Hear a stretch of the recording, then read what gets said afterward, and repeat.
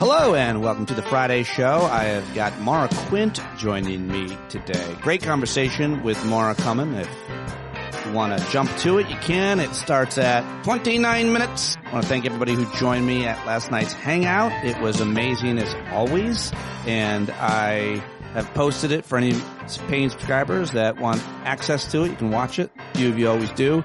And relive it, or if you missed out on it, you like to watch what was said, and makes people feel a little less alone. And we always learn a lot, have a lot of laughs, so you can get the link to it if you're a paid subscriber. You just got to be over on patreon.com/Pete Dominic. And thank you for those of you who have been with me for a long time. Thank you for those who have maxed out on your pledges. You can always pay more if you want. It's as little as $5. You get everything that I have to offer and put into this project each and every day, but you can always pay more, and a lot of you do. So thank you very much. Patreon.com/Pete Dominic. We are ad-free, but I do plug the show and how it is funded by you as much as I possibly can. All right, well, let's get to some of the top stories from yesterday. I picked the stories that I think are the most impactful, not the most salacious. We don't do gossip or any of that nonsense here. I mostly stick to domestic American stuff, but not always.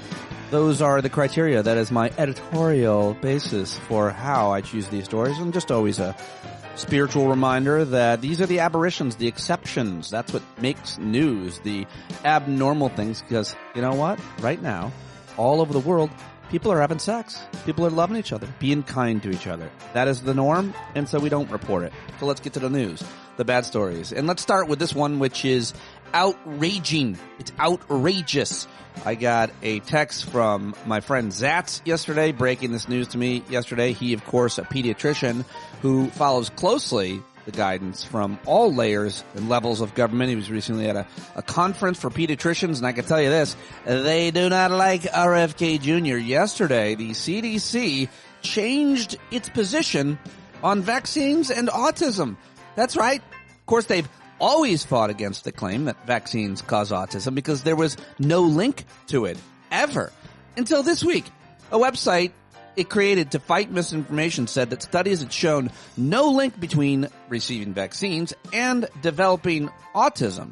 Now that website has been changed to say that studies have not ruled out the possibility. The change reflects the skepticism that has been voiced by the horrible, Grady voice of our health secretary and worm-brained RFK Jr., though dozens of scientific studies have failed to find evidence of links between vaccines and autism. In other news related to the regime, a judge temporarily blocked the administration's deployment of the National Guard in Washington, D.C., and Napoleon Bonaparte himself accused a half-dozen Democrats of sedition. Quote, punishable by death, he said. That was a huge story yesterday. Lawmakers, of course, told members of the military to reject any illegal orders they may receive, which is not controversial at all. What's controversial is that they had to do it. That they had to do it because they are receiving unlawful and illegal orders. That's the thing. Conservative and Trump supporter Andy McCarthy at Fox News didn't agree with him, said there is no insurrection or sedition without the use of force. Disobeying a lawful order is insubordination, not insurrection or sedition. Disobeying an unlawful order is required. That is all. He wasn't the only conservative legal expert to come to that conclusion. Ed Whalen, a senior fellow at the Ethics and Public Policy Center, also objected to Fat Nixon's inflammatory remarks. He said disobeying an unlawful order is required. And he also mused he wished folks would stop flinging the charge of treason so recklessly. Well, that's never going to stop Pumpkin Spice Palpatine from threatening lawmakers. I can't wait till the next time we have to have a conversation about, lowering the temperature, watching our rhetoric so that politicians don't get assassinated in their homes and elsewhere. The Commerce Secretary, Howard Lutnick, is helping push data center projects, and his companies, of course, are profiting from them. He's going all over the world to do that. Also, the U.S. ran a war game in 2019 to assess the outcome of ousting Venezuela's leader, as Clementine Caligula's top aides have recently pushed for. It showed, guess what? Chaos and violence were very likely when the U.S. ran that war game in 2019. So this would go very, very badly. I personally don't see it happening still, but who knows? A lot crazier things have definitely happened. All right, what else can I tell you? Yesterday, Dick Cheney's funeral was held, or his memorial service. Unlikely mix of Republicans and Democrats attended, including Rachel Maddow and Dr. Anthony Fauci. And I'm appalled that Rachel Maddow attended. And I wrote that on Threads, and it did not go well for me. I was ratioed. Almost everybody disagreed. They love her. I don't. I don't love her, and I don't love that she did that. Personally, living through 9/11 and seeing the invasion of Iraq, and then getting to know the veterans community and knowing so much about what happened during those wars, I can never, ever come anywhere close to giving that man any kind of send-off. And I guess one of the best points was the funeral's not about the person, but about their family, and she's friends, Rachel Maddow, with Liz Cheney. I mean, that is the best argument for sure, and I'm still not there for it. I just thought it was bad. I really did. And there were probably more Democrats there than Republicans, because Republicans are terrified of their dear leader. And guess what? Payless Putin himself wasn't even invited. So not any surprise there, but worth mentioning that the sitting president was not invited. A whole bunch of other people were there, though, and I didn't love it. All right, what else do I have for you? A federal judge yesterday ordered the administration to end its months-long deployment of National Guard troops to help police the nation's capital in D.C. Judge concluded that General Fatton's military takeover illegally intrudes on local officials' authority to direct law enforcement in the district, and that judge also put her order on hold for 21 days to allow for an appeal. So we'll see what happens with that. And in other legal news, lawsuit in response to this policy, at least, is going to be a real doozy. The administration unveiled plans yesterday to open the coast of California to offshore drilling, a major provocation against a state that has for decades fought to protect its coastal waters. So we'll watch to see the legal issue on that one. The administration is going to freeze potential plans to paint the Eisenhower Executive Office building next to the White House this year. New court filings show granting a temporary victory to historic preservation groups who sued the administration to block the renovation of the 137-year-old building. So there's a win. They stopped him. How about that? How about this stunning report out of New Jersey? A 26-year-old Ocean City woman who claims she was brutally assaulted because she worked for a Republican congressman there, Jeff Van Drew. Instead, apparently she orchestrated the entire incident, paying a sacrificial artist to wound her and staging the scene with zip ties and Trump whore written on her stomach, and Van Drew is a racist written on her back. Federal prosecutors alleged this yesterday. This is a crazy, crazy story out of New Jersey. I never even heard what had happened, but she is an ex-staffer of the congressman, and she arranged the whole entire thing herself. She's a Rutgers law student, and now she's destroyed her own life. And you know what? Good. I hope that she figures out what she did wrong. And, I mean, it is bad. Like, she hurt herself. Actually paid someone to wound her and stage the scene. This should be a bigger story, in my opinion. Anyway, that was one I certainly wanted to mention, and we should all probably talk about at the Hangout or some other time. Unsettling news out of Iran. They said that yesterday they'd be withdrawing from an agreement to allow resumption of international inspections of its nuclear sites. Surprise, surprise. The decision came hours after a UN watchdog agency demanded information about the status of Iran's enrichment uranium stock at its nuclear sites that Israel and the U.S. bombed in June. And how about this story? What is the governor of Texas hiding? Months after fighting to keep secret emails exchanged between himself and Elon Musk's companies, state officials released nearly 1,400 pages to the Texas Newsroom, media outlet there. The records, however, reveal little about the two men's relationship or Musk's influence over state government. In fact, all but 200 of the pages are entirely blacked out. So what's the deal? Worth investigating more. And the U.S. Border Patrol is monitoring millions of American drivers nationwide, apparently, in a secretive program to identify and detain people whose travel patterns it deems suspicious. This is reporting from the Associated Press. The predictive intelligence program has resulted in people being stopped, searched, and in some cases arrested. I highly recommend you read that piece over at the Associated Press. That is very disconcerting and a deeper invasion of privacy, and it's got to be illegal than many things that happened under Bush Cheney, even, by the way. All right, those are the news stories that I've chosen for you today. Those are the most impactful, most important, most serious, and that is all I've got for you right now. Let's get to the clips. Time for the clip show, part of the shit show. All right, I got a bunch of responses and reactions from the Democratic lawmakers who were threatened with death yesterday by phony soprano. And I think it's probably the biggest story yesterday. And Jake Tapper at CNN gives the background and sets it up for me. President Trump this morning seemed to be calling for the death of some of his political opponents, their execution. At 10:21 this morning, he wrote, quote, "seditious behavior punishable by death." He's talking about a handful of House and Senate Democrats with background in the military and the intelligence community and the national security community who put out a video saying that any members of the military or intelligence communities who are handed down illegal orders from their superiors should not carry out illegal orders. You can refuse illegal orders. You must refuse illegal orders. True. You shouldn't carry out illegal orders. You shouldn't carry out anything illegal. You shouldn't break the law. President Trump is now accusing these people of sedition. President Trump has been really pushing this on social media in ways that are rather inflammatory. Hang them. George Washington would. That's right. The president actually reposted a tweet that said, hang them. This comes, by the way, in the midst of a week where President Trump is displaying all sorts of rather unusual behavior. Obviously, he's not happy about the release of the Epstein files. When a woman reporter asked him about that, he said, quiet, piggy. When another woman reporter, one I used to work with, who's a great reporter, Mary Bruce, asked questions about both the Epstein files and also about Mohammed bin Salman, the Crown Prince of Saudi Arabia, who was in the Oval Office, and the fact that our own intelligence community says that MBS ordered the murder of a Washington Post journalist named Jamal Khashoggi.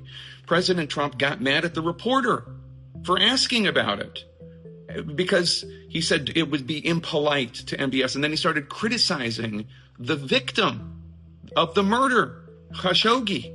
He's also, of course, calling for late-night comedians who he doesn't like to be fired. It is all a wild melange of strange behavior, and we should not become numb to this. This is not normal behavior from a president. And in fact, when you start calling people traitors and when you start saying that people should be hanged, in this climate where there is all this violence against political figures, including against President Trump, that's wildly irresponsible. Wildly irresponsible is a wild understatement. I would take a little bit of a disagreement there with Jay Tapper, but otherwise he set it up good. Here first is an outraged and sincerely angry and probably a bit scared Senator Chris Murphy, who I always call Scott Murphy. Sorry. Here he is yesterday, made a video and posted his reaction to Petty Roosevelt's threats. President of the United States just called for Democratic members of Congress to be executed. This is not normal. We cannot allow this to feel normal. This, as far as I know, has never happened before in the history of the country. Every Democratic member of the Senate and the House, their life is in jeopardy right now, especially those that were specifically targeted by this social media post.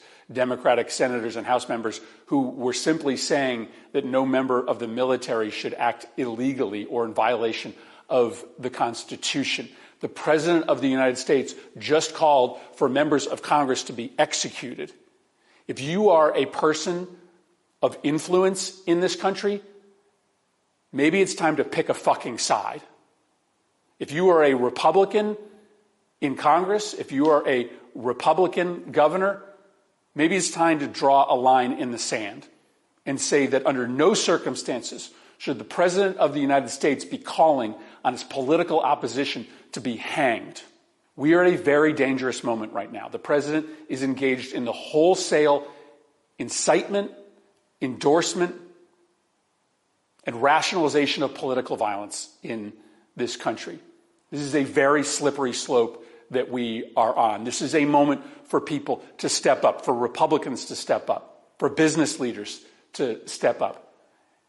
Anybody who has a voice or a soapbox in this country needs to draw a line in the sand and say that it is not acceptable for the President of the United States to call on the murder of his political opposition. Yeah, that's Senator Chris Murphy. I also have Congressman Jason Crow, who had this as a reaction to the threats. This morning, President Donald Trump threatened to have me arrested and executed simply for reminding our service members of their oaths to follow the Constitution and to defend the rule of law. I've taken many oaths throughout my life, as a combat veteran, a paratrooper, an Army Ranger, and now as a member of Congress. That is a lifetime oath for me. I will never stop defending it and upholding that sacred obligation. It's very telling that President Trump and those around him think it's criminal simply for asking people to follow the law. This moment requires moral clarity. Every American, regardless of your background, should unite and reject his calls for political violence. This is a moment that requires leadership. I intend to uphold my obligation, my oath, and to lead. Don't give up the ship. Don't give up the ship, says Congressman Jason Crow. Let's head over to Michigan Senator, former CIA, Elissa Slotkin. I'm Senator Elissa Slotkin, Senator from Michigan, former CIA officer. Earlier today, President Trump threatened myself and a number of other service and veteran lawmakers with arrest, trial, and death because he didn't agree with a video we put out this week. This really isn't about those of us who made the video. This is about who we are as Americans and how we're going to engage with people who we disagree with. I would hope that people of all backgrounds, Democrat, Republican, Independent, would agree that threatening death for people you disagree with is beyond the pale of who we are as Americans. I love this country. It has given me everything, everything. And I refuse to believe that this is the new normal. I refuse to believe that we're going to use fear and intimidation against people we disagree with. And I'm not going to be forced away from speaking up on behalf of my country. I swore an oath to the Constitution many times, most recently less than a year ago as a senator. To the Constitution, not to any one man, not to any one president. And I abide by that oath. For me, I believe in the power of this country and that we are better than our current politics represent. And I refuse to be intimidated out of defending the country I love. All right, Senator Elissa Slotkin, not pulling her punches, obviously. Sounds pretty upset. Here is Congressman Chris Deluzio, who also was part of that video and a veteran, who supports a very controversial, radical idea that you should not take illegal orders, or that that's the law, and he's just reminding everyone. Congressman Chris Deluzio here. Today, Donald Trump called for my death, called for the arrest and the death of me and several of my colleagues, all who've either worn the uniform or served intelligence services. He didn't want to hear a basic lesson that we know about our Constitution, about the oath we all take when we serve, whether in Congress or your first day out of boot camp. These are bedrock principles in our country, that you follow lawful orders, that the oath to the Constitution, the loyalty to the Constitution comes above all. I'm not going to be intimidated. I'm not going to be deterred from my duty to represent the people who sent me to Congress and to uphold my oath to the Constitution. Don't give up the ship. All right, now I'll go to another congresswoman. This is Yasmin Ansari. Here was her reaction when she was approached by one of these liberal content creator dudes. Ginger, I think his name is. Have you seen the tweets from Donald Trump? I have. And, I mean, as a sitting Democratic lawmaker that's being targeted by these, what's your response? You know, this is the most insane and terrifying thing that we could possibly see. We know Donald Trump has unhinged. He has dementia. He's losing his mind, but this is taking it to an entire other level. He has been operating like an authoritarian since he was, inaugurated again in January, but this is terrifying, Jolly. I think if this is not the moment for every single Republican member of Congress, every single senator, every Republican governor, any person with influence in this country, if you're not going to speak out against this, then what are you even doing? I completely agree, and it leads me to this question. Al Green spoke this morning in front of the Capitol about bringing articles of impeachment again. I feel like if you didn't agree before, maybe we can get some more steam behind it now. And like you said, Republicans need to wake up, because if he can target Dems, he can target Republicans. So do you feel like maybe impeachment is a more fruitful conversation now? Absolutely. I mean, he is targeting Republicans. Look at the way he has called Congresswoman Marjorie Taylor Greene a traitor.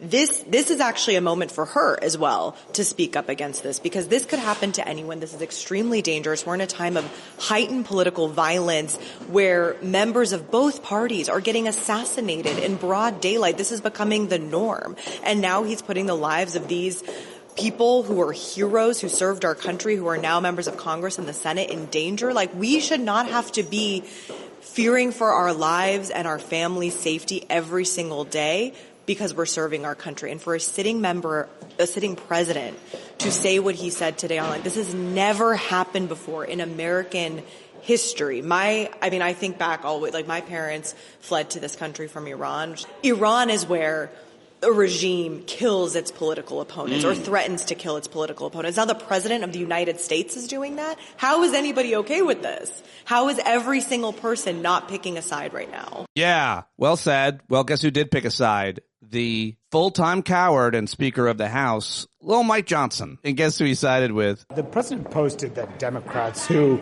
urge service members to not follow illegal orders should be punished, it should be seditious, conspiracy, and punishable by death. Give me a response to that. Look, I know the DOJ and the Pentagon are looking into the legality of all that, but what I can address is what everybody knows. That was wildly inappropriate. It is very dangerous. You have leading members of Congress telling troops to disobey orders. I think that's unprecedented in American history. And as the father of a young man who is, at the Naval Academy, going to be joining the service, I know young soldiers, airmen, sailors, they don't need that kind of nonsense from people in Congress. It is very dangerous. At a very dangerous time. I'm going to let others define what it is, but it's wildly inappropriate. That's wildly inappropriate. Nothing that this fucking maniac does every goddamn day. The way he talks to reporters, the way he talks to his own people, the way he acts, the way he behaves, the way he threatened sitting congressman in this atmosphere. Nah, that's not wildly inappropriate. God, I hate that motherfucker. Sorry about that. Try not to lead with anger and hatred here on Stand Up, but I couldn't help it. All right, well, here is something a little bit better. This is the Chicago mayor, Brandon Johnson, announcing that Texas National Guard is gone home. And wow, what a waste of everybody's time and money they were. Texas National Guard are withdrawing from the state of Illinois. This withdrawal represents an unconditional surrender by the Trump administration. But more than that, it represents a massive waste of taxpayer dollars. The troops sat idle for more than 6 weeks, doing nothing to make our city safer. The estimated cost of these types of National Guard deployments are in the hundreds of millions of dollars. It is not lost on us that as we work through our budget proposal and work hard to protect programs while making difficult decisions over millions of dollars, the Trump administration is wasting hundreds of millions of dollars on National Guard deployments that never actually deploy. This is on top of the $40 billion that the Trump administration has sent to Argentina, while Americans are still dealing with the fallout of the gap in food assistance funding. The people of Chicago and Texas deserve a full accounting on how much taxpayer dollars were actually wasted on this political stunt. We promise to fight back against the militarization of our cities using every tool at our disposal, and we were successful in that effort. As we said from the beginning, the Texas National Guard belongs in Texas. There are many problems in Texas, including widespread poverty. Governor Abbott should focus his attention on addressing that. Yeah, like that. Speaking of Chicago, here is the Pope. He's from Chicago. He's American. And I don't know what it is, but something about English with an American accent scolding bad people seems, I wonder if that'll matter. I think it will. If people are in the United States illegally, there are ways to treat that. There are courts. There's a system of justice. I think there are a lot of problems in the system. No one has said that the United States should have open borders. I think every country has a right to determine who and how and when people enter. But when people are living good lives, and many of them for 10, 15, 20 years, to treat them in a way that is extremely disrespectful, to say the least, and there's been some violence, unfortunately.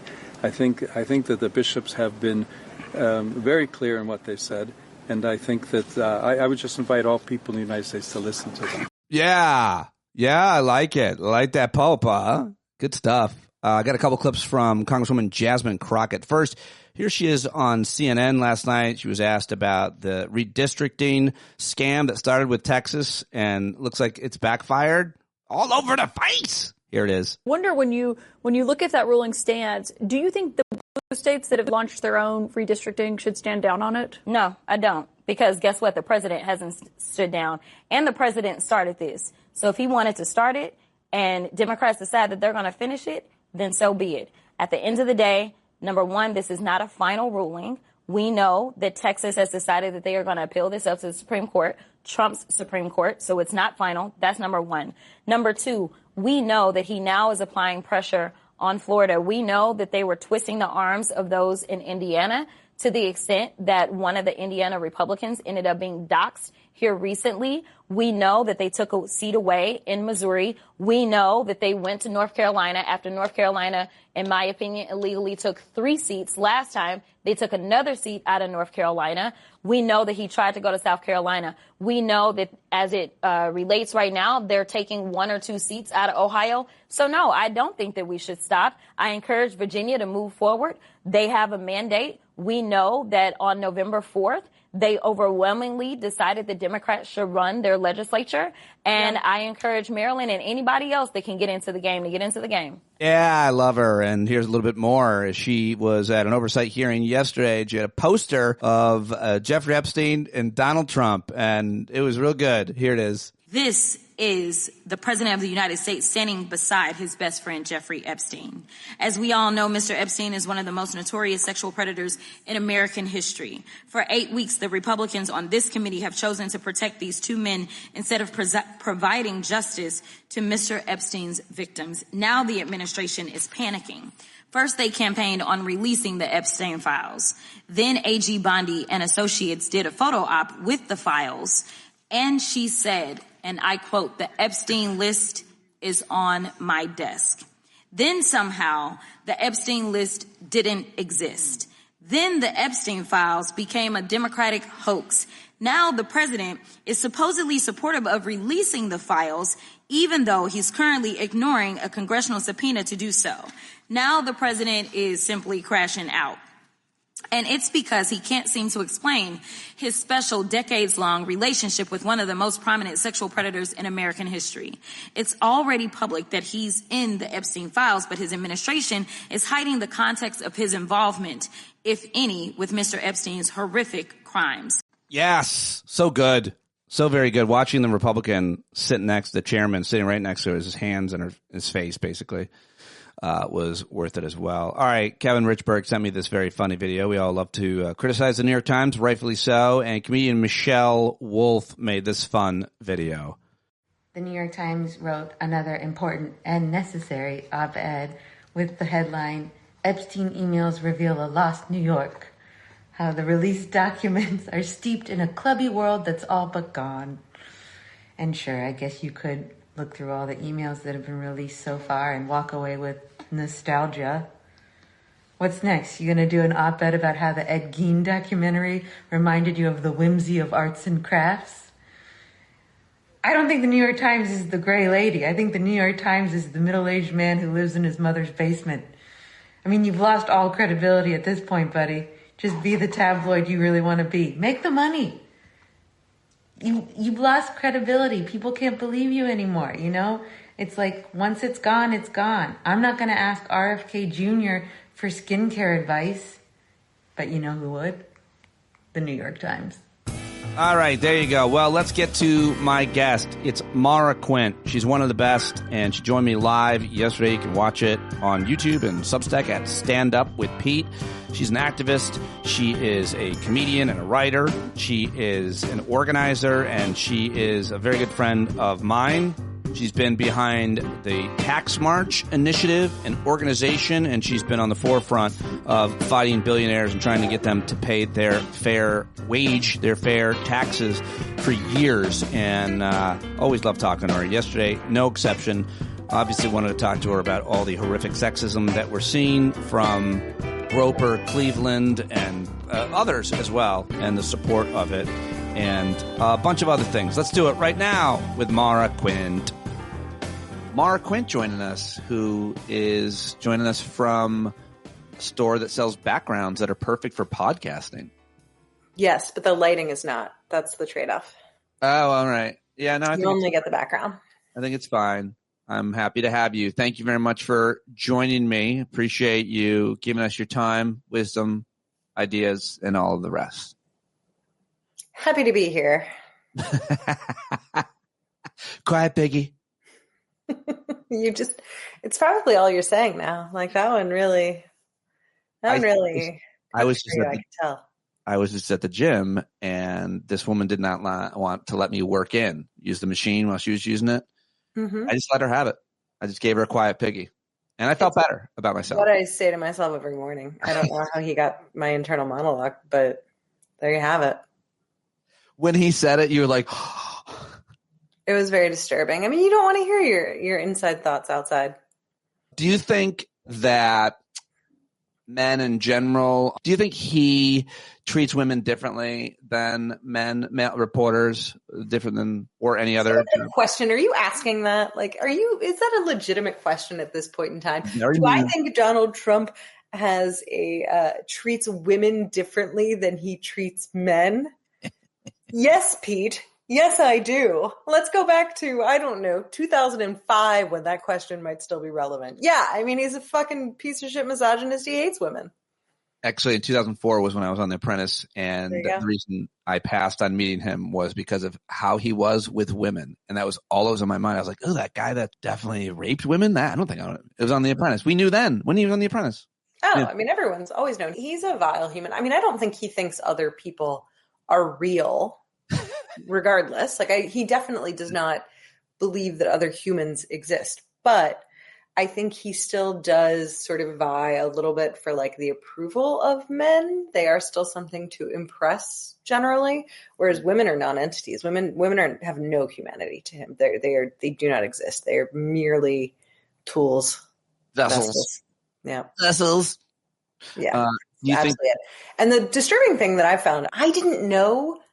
I was so sheltered, I guess, honestly, that I didn't know how many men saw women that way. But it's not just him. Why? I don't understand why you're saying you didn't know that until when? Recently? I mean, in the last 10 years, probably. I even knew there were men who hated women, but I still thought they saw them as people.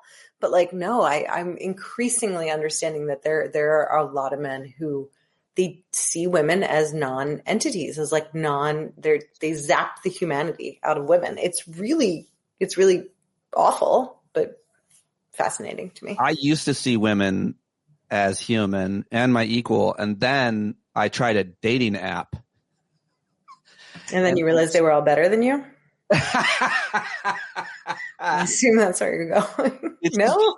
You can take a human's face and swipe it off of your screen and out of your life. No, not that thing or that thing that would want to be with this thing. It's just you don't just say yes to every woman. Isn't that the dude trick? They just say yes to every woman and then wait to see what their matches are and then go from there. Oh, I didn't know you could do that. Oh yeah. That's a standard dude thing. Just not even look. Just yes. Then once they have matches, go back through and evaluate who of the matches they are interested in speaking to again. That's even worse though, because then that's a bad thing to do, because then you're telling someone you like them when you don't in any way. You're just percentages. Yeah, it contributes hugely to so many women having horror stories from the apps. I only swipe on 11s and 12s, even though I'm a 4. No, you really saved yourself with that last number there. We're way too into the pedophilia conversations to just be throwing that out there, Pete. Oh God, yeah. Yeah. Well, let's do that then, because I don't think it's nearly as bad to rape a 15-year-old as an 8-year-old. Oh, you can't even say it. How do you even say those words? I'm like, ugh. What are your, I mean, is that something, what are your thoughts about, well, I mean, she said that, Megyn Kelly said that. Yeah. I guess the other question I want to ask you is like, what's the difference between women upholding patriarchy and women supporting abusive men and keeping them in power in their position? And not only, and I think it's an important lesson for all of us in the workplace, in your lives, in any way, because that's a lot of what we're seeing. I saw this Congresswoman, Salazar, a woman, I don't know where she's from, but she's a Republican Congresswoman, and she was asked about the comment Jake Tapper asked her about Quiet Piggy, and she absolutely defended it, as have others. Carolyn Leavitt defends him every day, and women do this. So what are your thoughts, Megyn Kelly? What are your thoughts? I don't think what do we want to say? We live in patriarchy. Misogyny is inherent to many, if not most of us. I don't think there's a lot of difference between the men and the women who do it. I think we want there to be a difference. We want to be able to be like, oh, look at these women. Like we want to sort of separate out the women and be like, don't you see? But like, I don't know. They're the same as the men to me. They're just vying for power from those who they think will grant it to them. And it doesn't really make a sense. Like they don't care. I don't think the gender here matters one bit. I don't think it makes any difference if it is a man or a woman upholding and defending these reprehensible statements. I don't really have a lot of to me, there's not a lot of difference between Epstein and Ghislaine Maxwell or whatever her name is. Like that, it's all the same thing. They should all be dead, more dead, dead again, kill them again. Specifically with those two, she procured women for him. And yeah. And I mean, it's all feeding the same thing. I don't know why she did that, but my guess is some sort of power and access. Or maybe it's her sexual proclivity. I don't know. I don't know that Megyn Kelly's not a fucking rapist and a pedophile. Maybe she is. I don't know. I don't care to know. Like, she's as bad as they are. I don't care who's physically doing an action versus supporting the action. It's all the exact same swirl to me, and fuck them all. Who's worse, the priest who molests a child or the priest who knows it and then moves that priest to another parish? Again, they're all the same. It's all the same to me. I'm so tired of splitting hairs on this shit and trying to pull some degrees of evil and good. That's for somebody's God to do. I'm not going to muck with that. Let's just dump them in the bucket of evil and say that's bad. I don't need to split any hairs here. There's no reason for it. Anyone contributing to this is a piece of shit. Well done. Well said. I agree with it. I agree with all that. I think it's fair. I think it's absolutely fair. And I've been trying to kind of ask that question. I've asked that question to a couple of people, and none of them have said that it's quite like that. I mean, I think you're absolutely right. I don't know how you can see it differently. I do think there are times for us to get really into the nuance or try to but I don't think this is one. I just do not think this is worthy of it. I think you are talking about a bunch of people rowing in the same evil direction. And I really don't care whose stroke made more difference. They're all there. Worse is it when a political leader is committing these types of crimes against children? Or, I mean, the idea specifically I'm thinking about, again, someone, I think it was that Congresswoman again, who says, I'm not concerned about personality. I care about policy and performance. I'm like, when did we stop? Isn't personality soup the most important thing, actually, no matter before your policies? I mean, there are times to say I don't care about personality. I'm for policy. That's a fair statement in lots and lots of other places, but not when the personality that you're dismissing is abusive. But additionally, the policies that you're pursuing are also abusive. So, I mean, what does it matter? It's all the same thing for her. She wants people to suffer. That's the goal of the Republican Party at this point. That's the goal of Republican politicians at this point, is to cause the maximum amount of suffering so that a few people can benefit. She thinks she's going to be in the tiny little subsection that benefits. So what does she care if people are suffering because you've killed them because you've taken their health care, or they're starving or homeless, or you've said an insulting thing to them. It's all the same end to her. She has a very clear point, and they all do. They would love to spit in your face, to call you names, to stab you through the throat if they could. It doesn't matter. It's all the same purpose. And isn't then everything I've started talking to you about here add up to covering in any way for anyone involved with Jeffrey Epstein's schemes over the years? Because that's exactly, and furthermore, the idea that you would cover for someone or be worried about someone being exposed because they were on your political team.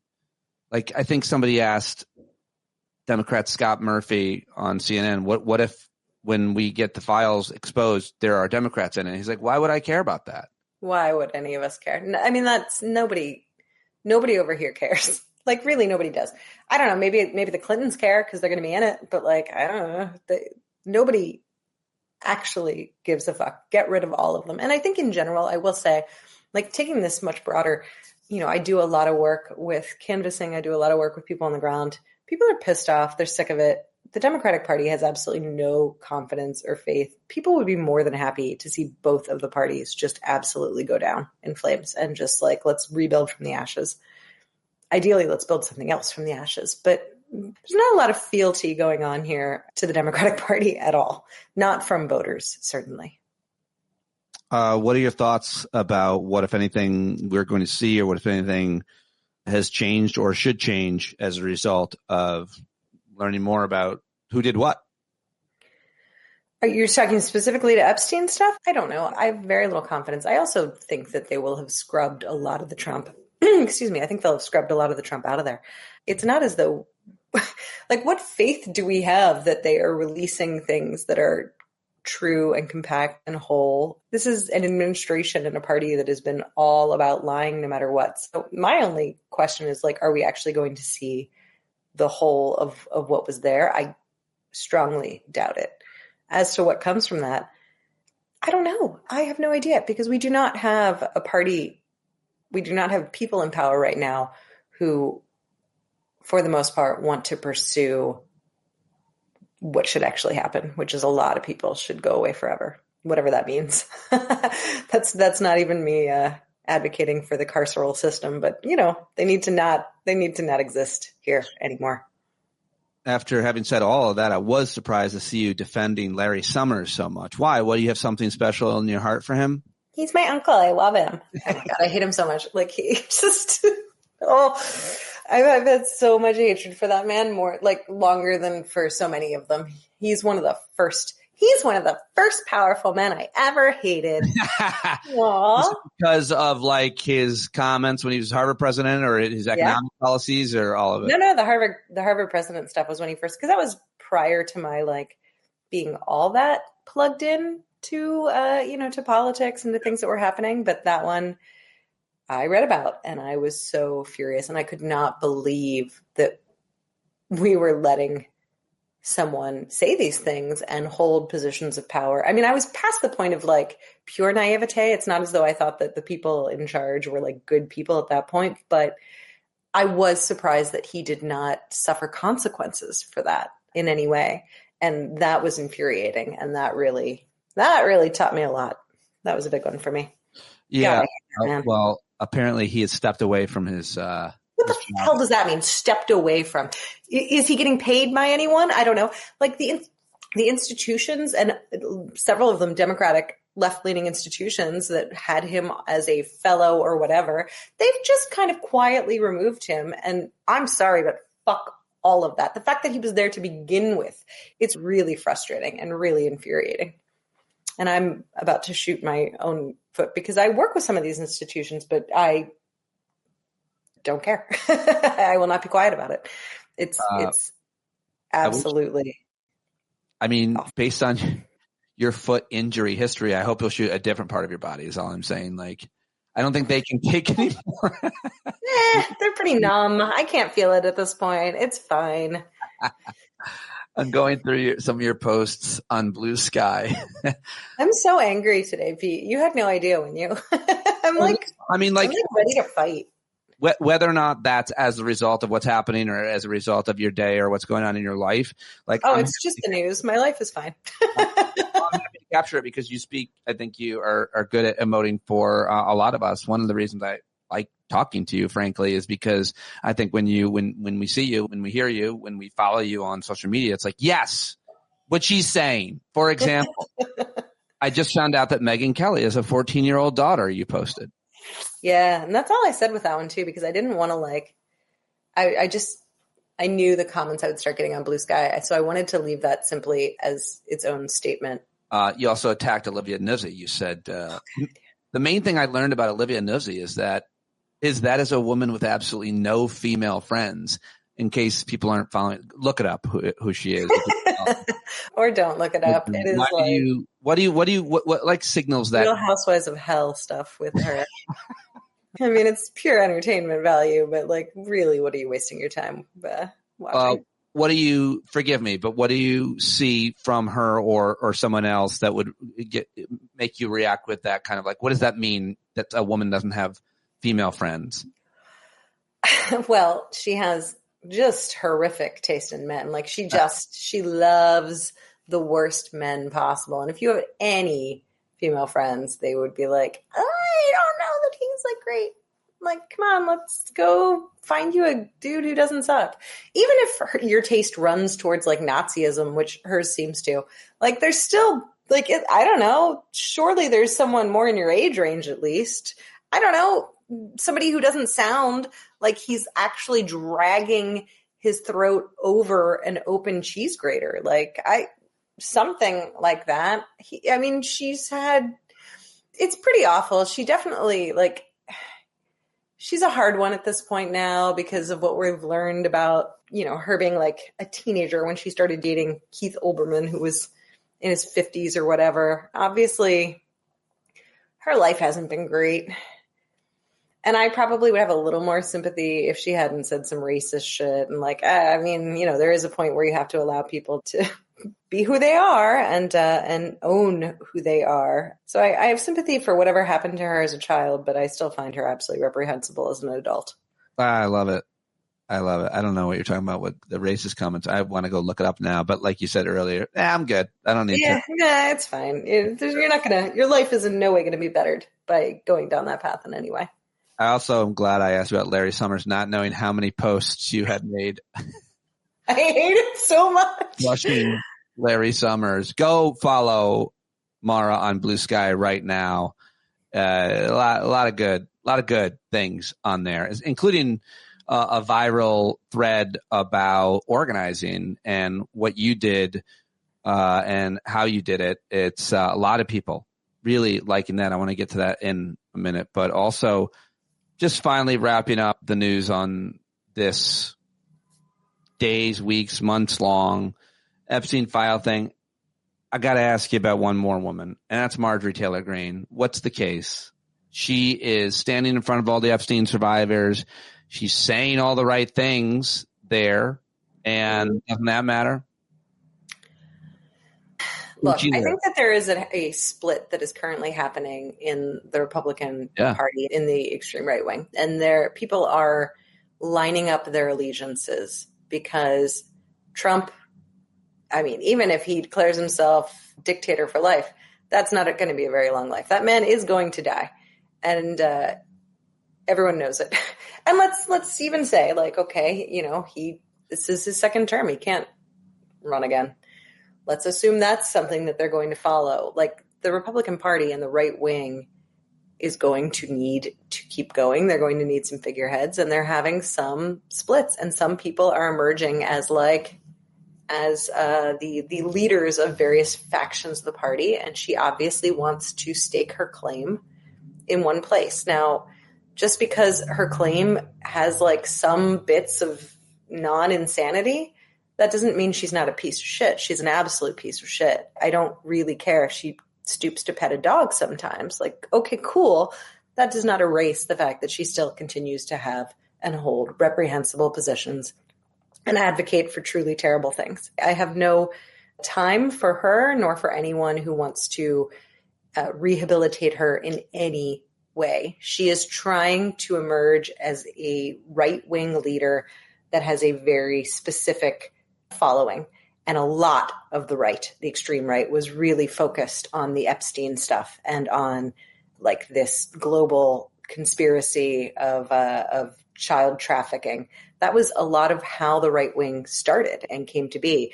And there's a strain of that, obviously, that is very good, but it goes down a really awful path really, really quickly. And the right has been happy to take it down that awful path. She is trying to reclaim those people. She wants to lead them, but that doesn't mean she's leading them into helping children. She just wants to be the figurehead.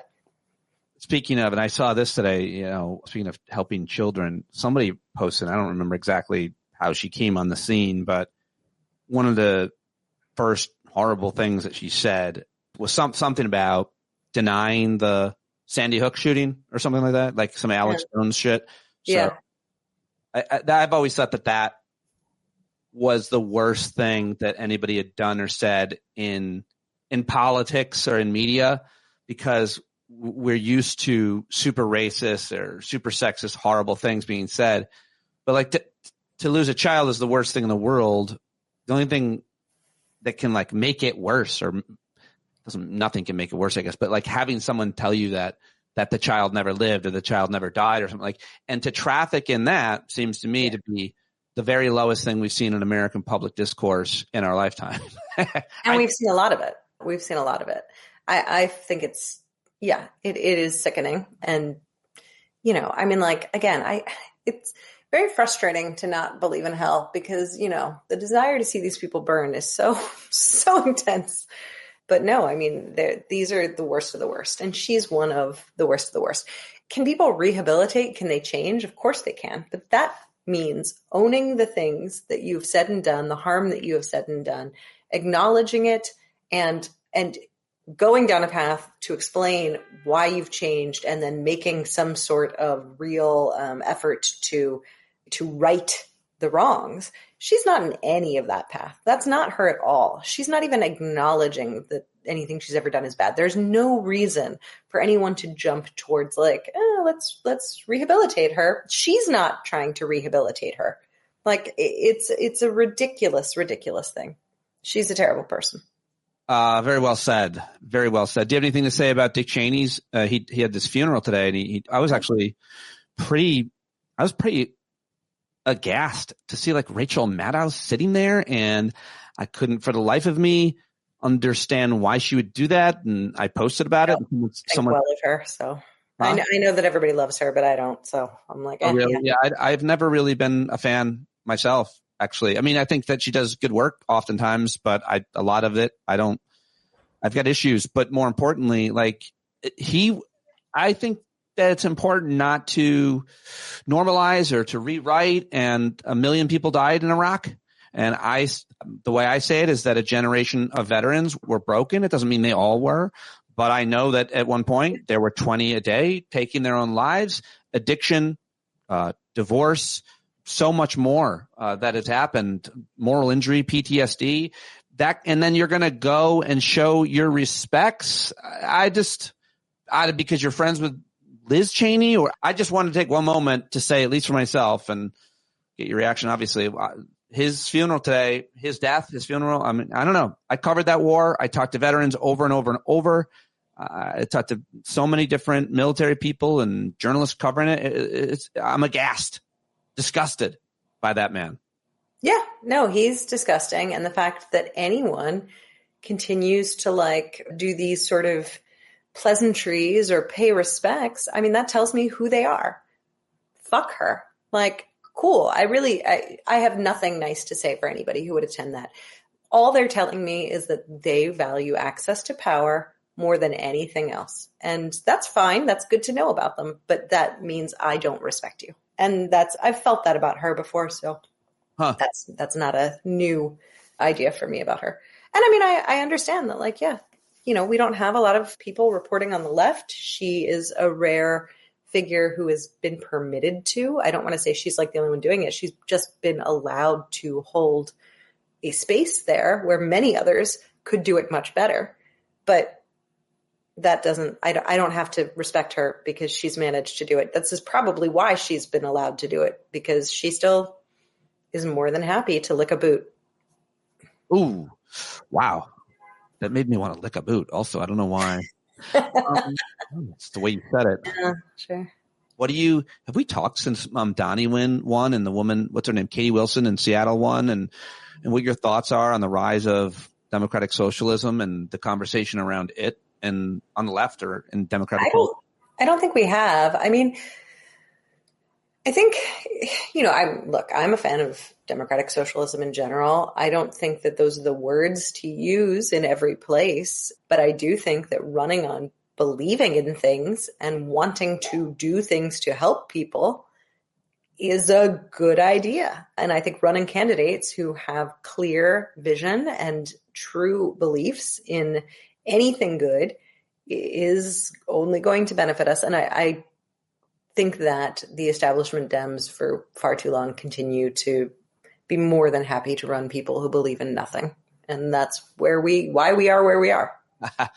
Well said. Believe in nothing. Well, what democratic socialists believe is misrepresented by the vast majority of people who talk about them. I think it would be helpful for a rebrand, FDR Democrat, or, Canadian Democrat, or, just like anybody who represents views in countries currently where they live longer, happier lives. Maybe this should be the longer, happier life party. I mean, because the word sure. It brings up so I know, but it does that because the right has been so successful about using it as a hammer. And honestly, it's kind of amazing how quickly we can reclaim and claim words if we want to. Well, so we could do a rebrand, or we could not, or we could say, hey, this stuff that you like, that's democratic socialism. And you say it enough and you have enough people who believe in it saying it, I think it shifts pretty quickly too. Do you think that the party is shifting towards that direction all the way through? Or is it like a regional or somehow demographic older folks obviously are not as likely to? I struggle sometimes. It's like, what do we mean by the party? We have party leadership. We have, and I don't think the party leadership is there. I think party leadership has made it quite clear that they are completely out of touch with people. Yeah. Do I think the average Democratic voter has shifted way far left? Yes, I would say the average Democratic voter is far to the left of where party leadership and party institutions think they should be.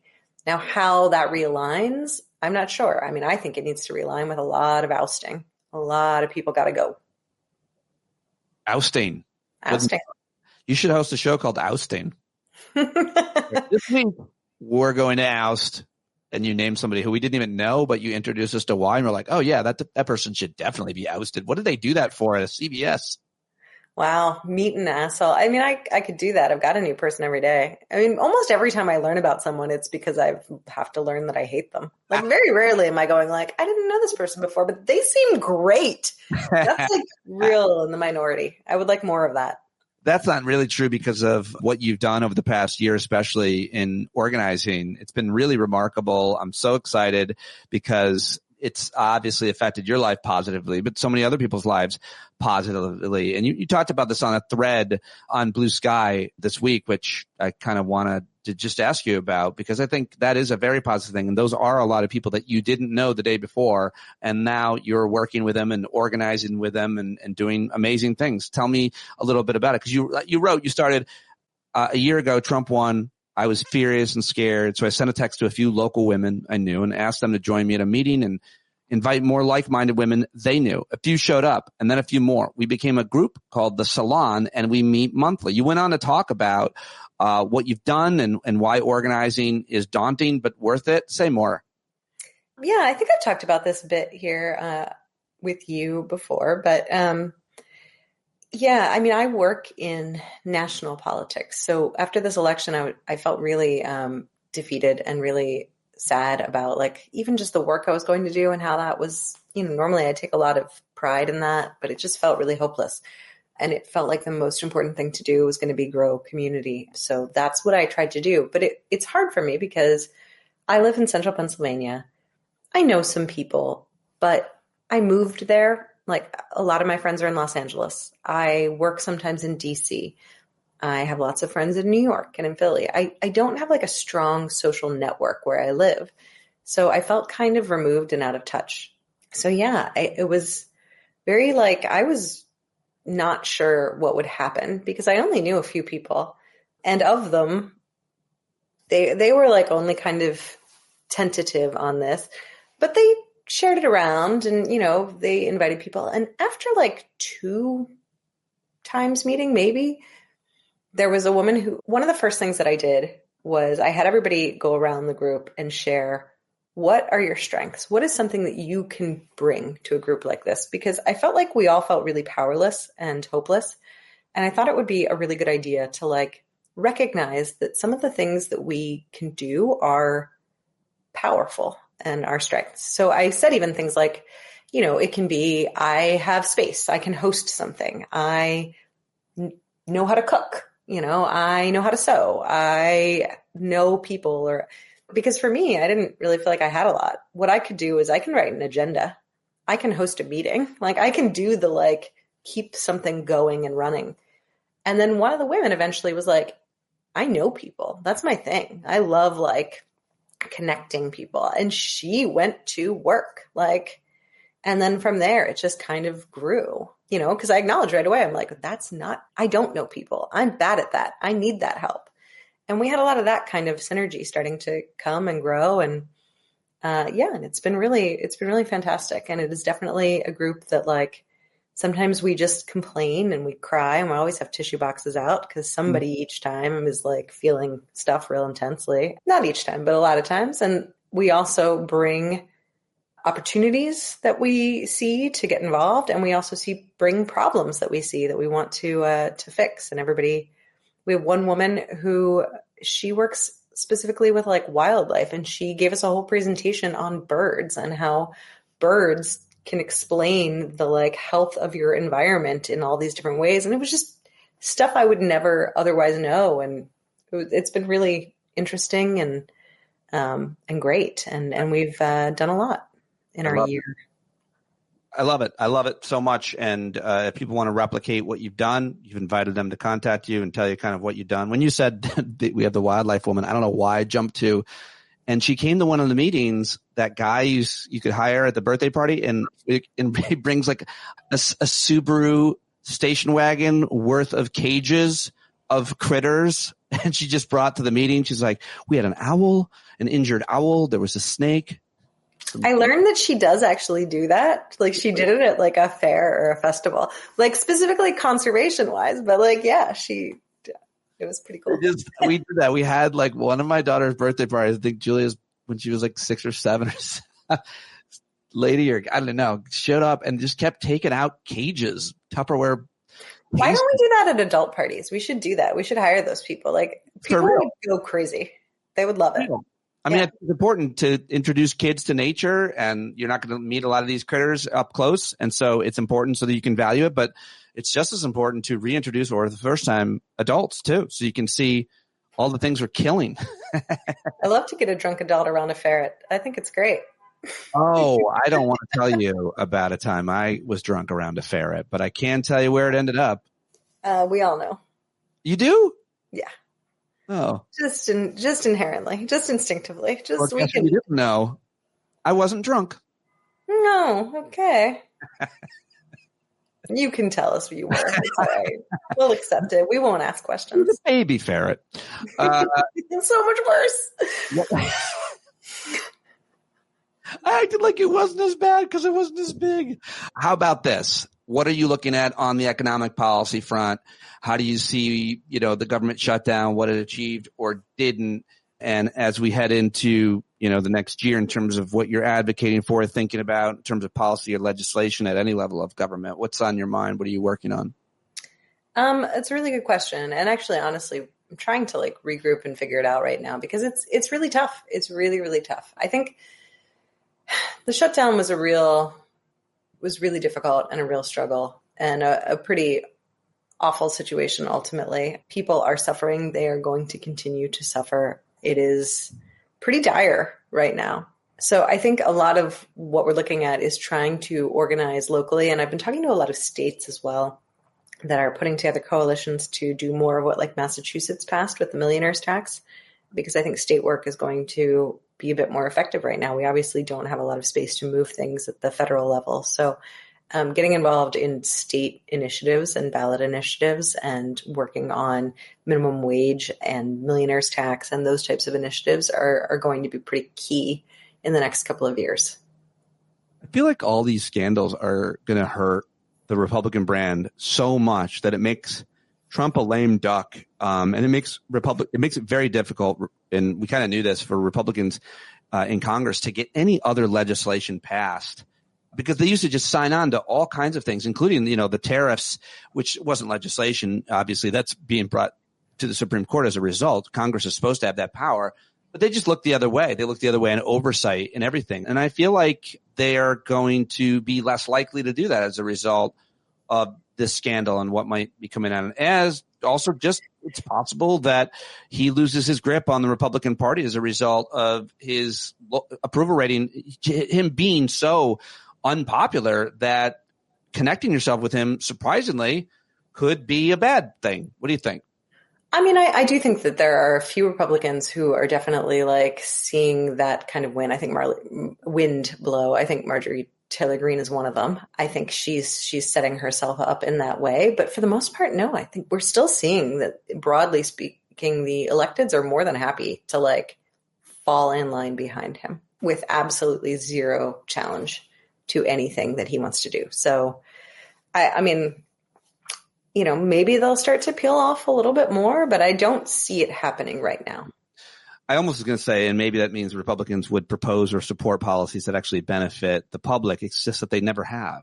Literally, there is not a policy. I'll make this argument that Republicans have put forward that has benefited the middle class or the public interest. And even if they did, on the other side, they're constantly degrading regulations, guidelines, norms that are in the public's interest. And the corruption amidst all of it is so apparent, obvious, and overt that people get more and more turned off to the brand, I think. I don't know. I mean, I would certainly agree that at the federal level, Republicans have never made helping people the driving purpose of any piece of legislation. And any time that they've incidentally done that or tacked on a little thing, it is a one step forward after you've taken 10 steps back. So it is never any sort of significant improvement. And in fact, it's usually because they've created so many terrible fires that they might sprinkle a little bit on one little corner for a half a second. I think that's certainly true. Whether or not people know that, though, I don't know that people have fully accepted that. I think there is so much frustration at this point with politics in general. When I speak to people who are not following this all the time, they're really more and more likely to say, I don't even care. I don't care which side. It's all bad. There's such it's all worthless place. So yeah, Republicans might be torching their brand, but the Dem brand has already been torched. So it's where are we now? Well, though, I think that's what Mamdani was able to overcome, because he was able to present a personality, a brand that was really people that weren't even paying attention to politics. Like, who is this guy? What is he doing? He's running around Manhattan. He's meeting everybody. He's really well spoken. He seems to have integrity. I mean, we'll see what happens with him. That could or could not, make people more cynical. But I do think that kind of politician, I feel like AOC is that way a lot as well. I mean, I don't know. I can name a few others that I think do a pretty good job at helping rebrand or fight the internal cynicism that a lot of people have, or the potential cynicism that especially young people might acquire just as the process of living in America leads to, it would seem. Yeah, they're individuals, again, who stand for things, but I don't think that they are doing much to rehabilitate the Democratic Party, nor should they. I'm not saying that should be a goal, but I don't think people look at Mamdani and say, oh, see, Dems aren't as bad as I thought. I think they think this guy stands for something, and that's what I want to see. Right. All right. I'll let you go, except for last question. As I saw you posting about this, and I haven't mentioned it on air, I want to recognize the darkness has arrived. It's so bad. I think it's important to recognize that we are in the spot, the real asshole of the year in terms of time, where it is getting dark around 4 and 4:30, whatever. We're approaching the shortest day of the year, which is December 21st. I remind myself of that. What I try to do is just stay mindful that it's going to get dark early today. Make sure I do anything I might want to do. Make sure I acknowledge, make sure I soak up the daylight as much as possible, and make sure I just realize, embrace myself, like just being present. This is me being serious. That's how I kind of cope with it. Yeah. But there are a lot of other things that we can do, but just remind us about your view. You had posted something about this. Funny, I forget where it was. Well, no, I don't remember it being this bad. I don't know why I'm more sensitive to it this year, but like I didn't know I was like a depressed sunflower. Like the moment the sun is gone, I'm just like, well, there you go. That's it. All I can do is just sort of stand here and droop and wait until there's, a big orb that I can point towards. It's been awful. Do it again. Do it again. The sunflower impression that's dyeing the hair. I wish. Oh, there she goes. There she goes. That's how I am now. That's why if this is video and stuff, why I keep fiddling with my hair and because I was basically about to pass out before we did this. I was like, oh, it's like barely hanging on here. What do you guys think of her audio? Because I think her audio is so good that when she said she didn't have her headphones or a mic, she's in a hotel, she just wanted to take a nap because her audio is as good as anybody's audio has ever been. The Best Western in Lower Manhattan. It's I had no idea. It's great. Thank you. Oh, did you mention anything to cope with it though? Is there anything? Is there candles? Is there scents? Is there journaling? Is there anything that you're doing, or you just recognizing? Give up. It's just full give up. It's just like every day I'm like, okay, here's all the things I can do, and then I literally the countdown clock starts at 3 because it starts. You see the sun starting to drop, and I'm just like, do it as much as you can, and then I just collapse. It is the way I'm completely solar powered. And then I fall over and then I build a nest of blankets and I don't emerge until the sun does. I want to know what there is data on this shows about alcohol consumption in countries or at the time of year when it gets darker earlier. Because I think we tend to justify it or turn to it when it gets dark. Alcohol is something that we're more likely to drink when it's dark. Is that true? I mean, obviously we can drink it all the time and you clearly by your face drank all day, but no, I don't want to wait, this time of year we drink more, I would imagine, or in probably. Yeah. Cause it's depressing. Yeah. And people turn to alcohol when they're depressed. You need a little upper stimulant sort of thing, but I do not put alcohol in the just when I'm depressed category. So it does not increase for me. The thing that increases for me is sleep. I'm by 6:30, I'm just well, I guess it's the middle of the night now. I don't know why I'm awake. It's ridiculous. First is when you take a nap. I'm a napper, and I usually nap around 2. But you're wasting precious sunlight. Why would you do that? So I'll nap maybe later, and also if you wake up, if you go to bed when it's light and you wake up when it's dark, that's a mind fucker. That's horrible. That sounds like hell. Don't do that. Thank you very much. Kill yourself. Anyway, thank you very much. You're the best. I appreciate you. Thank you for joining me. Thanks everybody for watching live. There's 300 people here. Wow, look at that. Appreciate you very much, Maura. Keep up the great work. Bye, everybody. Bye. And there she goes. And there I go. That's it. That's the end of the show. You bumblebees that listened all the way to the end. You're the greatest. You're the best. I love you the most. Thank you very much for joining me today. For those of you that joined us at the Hangout, or anybody contributing to the Discord platform, anybody contributing to the Troy Feltus effort to help create a scholarship for his son, Colin, or wanting to donate to the GoFundMe, or anybody who donated to the memory book for the funeral home. If you didn't hear about that, talked about it yesterday's show. Please go back and listen to the beginning of yesterday's show, and hopefully maybe you can help out. And that's it. That's all I've got for you. Jon Carroll taking us out as he always does. I should be live sometime Friday afternoon. I think Dr. Rob Davidson is going to join me to talk about healthcare. We'll talk about the CDC's new conspiracy theorists running the joint, and I'm sure a lot more. But that's it for now. I'll talk to you later. Bye-bye. Boy, you better stand up. there's a whole lot more of us who know what's right. They'll keep right on ignoring us if we keep sitting tight. You got to open up the window to let in some light. You got to stand up. That's right. You got to rise up. You got to stand up. You got to stare the devil straight in the eye. We got to let him know it's his turn to go. See it clear when all you hear is a lie.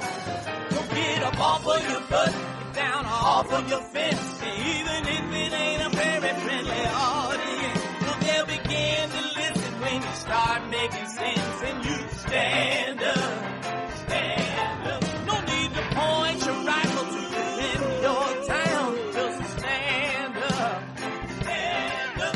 You know they can't deny you what you're laying down. Boy, you better stand up, stand up.